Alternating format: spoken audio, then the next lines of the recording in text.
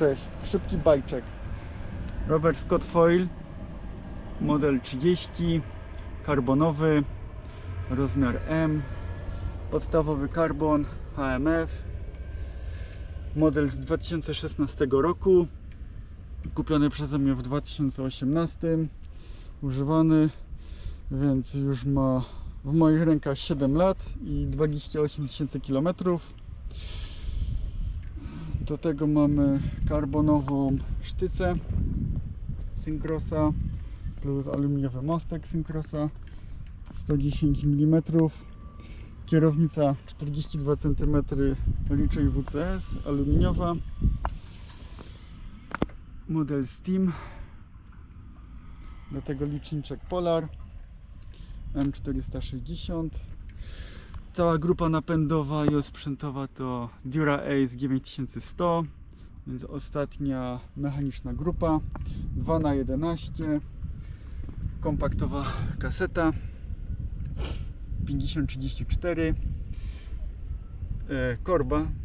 kaseta 1128, do tego hamulce szczękowe w systemie Direct Mount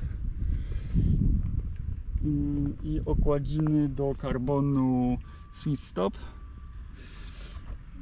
Koła No Limited, model Pro Race na łożyskach jakiś tam No Limited Race Edition, wysokość stożka 50. Po 3 latach użytkowania może tak wyglądają na zużyte, ale pod palcem nic nie czuć, także powierzchowne zadrapania.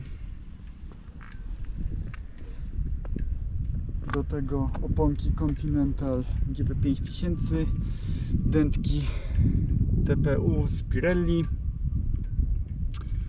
podstawowe koszyki karbonowe i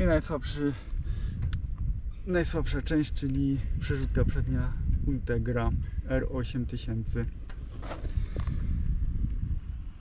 Co do rowerku, recenzja po tylu kilometrach: masakrycznie złe prowadzenie linek, zwłaszcza tu przy suporcie. Jak mnie widzą na serwisie, to uciekają po kątach, nikomu nie chce się z tym robić. No ale to na 7 lat 2 razy byłem, już pewnie więcej nie będę.